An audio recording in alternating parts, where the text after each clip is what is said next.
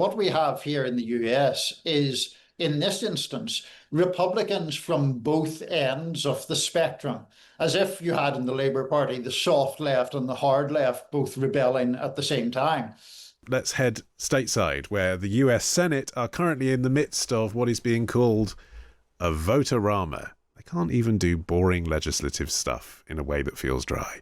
Voterama, which allows lawmakers to propose unlimited amendments to the legislation as President Trump bids to get his so-called big, beautiful bill ready for his signature by Friday. The 940-page tax and spending bill outlines Trump's domestic agenda. It narrowly passed the House of Representatives last month, and it scraped by in a Senate vote on Saturday after Majority Leader John Thune and Vice President J.D. Vance persuaded most Republican dissenters to fall into line. Caroline Leavitt, she's always fun to listen to, Donald Trump's press secretary, has been speaking to the press at the White House about the big, beautiful bill. It delivers the largest middle and working class tax cuts in U.S. history. It keeps America safe by funding the largest ever one-time investment in border security. It's enough to reverse the Biden border invasion. The One Big Beautiful Bill also strengthens and protects Medicaid benefits, despite what Democrats are saying, for eligible American citizens who rely on it, like pregnant women, children, seniors, and people with disabilities, by eliminating waste, fraud, and abuse that threaten to destroy this program that was intended for the most vulnerable in our society. And every single Democrat in Congress is against rooting out that waste, fraud, and abuse in blocking the 1.4 million illegal aliens who are currently improperly receiving these benefits that should be going to American tax-paying citizens. Some of that debate and narrative might sound familiar from this side of the pond too. Niall Stannidge is White House columnist at The Hill. Hi there, Niall. Hey, Ollie. How are you doing? Good, thank you. Thanks so much for joining us. Right, where are we up to with this Voterama then? What is going on? Voterama is a label that sounds perhaps a little more exciting than the reality is. This is a long process, and you explained it in your introduction. Senators get the chance to offer various amendments. It's an opportunity for horse trading.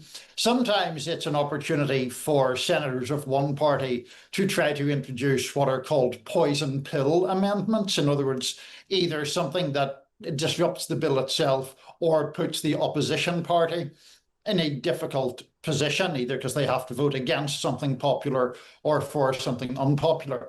The fundamental dynamics remain that there are at least 2 Republican senators who have indicated they will vote against. President Trump and his colleagues in Congress can only afford to lose 4 Republican votes would sink the bill. They can get by on 3 on a tiebreaker. But there are several other senators who have expressed misgivings. And I suppose, a bit like here with the discussions we're having in the House of Commons about the welfare bill, obviously the attention is on the Labour backbenchers who are rebelling. I suppose over there you expect the Democrats to oppose it, but it is an interesting moment for these high-profile Republicans who dare to step out of line with Trump, isn't it? It is, that's right. And unlike the Labour backbenches in Britain, what we have here in the US is, in this instance, Republicans from both ends of the spectrum, as if you had in the Labour Party the soft left and the hard left both rebelling at the same time. So in this instance on the right, you have some people like, say, Rand Paul, a rather maverickish senator from Kentucky, and other figures like Ron Johnson, very skeptical because they are worried about the amount of spending in this bill and the degree to which it will add to debt and deficit.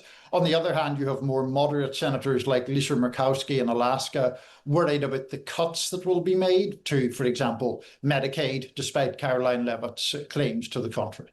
Yeah, let's talk a bit about that because, it's hard enough sometimes to follow the progress of the NHS over here, never mind how the health insurance system works over there. But my understanding is basically, post-Obama, there is now more support, isn't there, in the United States for people who literally cannot afford any private insurance at all, and that this bill does jeopardise some of that. Yes, that's correct. Medicaid is the government program that assists lower income people with healthcare coverage. Now, it is true that some of the requirements in this bill will indeed be aimed at getting people off the rolls who aren't entitled to that coverage. But by almost every independent projection, other people will be caught in that net who, in fact, are entitled to Medicaid, but will get ejected from the program, perhaps because the requirements are too burdensome or they otherwise fall through the cracks. And so there are some projections that up to 10 million or so people could end up losing their health coverage as a result of this bill. Right. Trump has also announced that he's going to be meeting Benjamin Netanyahu next week. Last time I heard him talking about him, he said he doesn't know what the F is going on. What do we think is going to happen when they meet face to face? Well, it really is anyone's guess, at least to some extent, because Trump has, you were correct, he did make that rather colourful and profane remark. He has also, as you may know, weighed in to basically threaten the Israeli courts not to take action against Netanyahu, who of course faces trial on corruption charges. So on one hand, Trump has been extremely loyal, some would say vastly excessively loyal to Netanyahu in that kind of respect, interfering with a foreign nation's judicial process. And on the other hand, he has at times showed a capacity to criticize the Israeli prime minister. That is unusual for American presidents, although it did happen with the elder George Bush a generation ago. Mostly, American presidents are very supportive of Israeli prime ministers. And meanwhile, the US and Canada have also resumed trade talks, and Trump is painting this as the Canadian Prime Minister caving. Yeah, there's more shenanigans here. It is a bit of a cave, to be perfectly honest. This is to do with a tax on digital companies that Canada had imposed. Now, the legislation introducing it had, I believe, passed the Canadian legislature last year. Trump became very focused on it only in the past week or so. But Canada has now said it will pause collection of those taxes, which was literally about to begin, as a means to try to expedite a trade deal with the United States.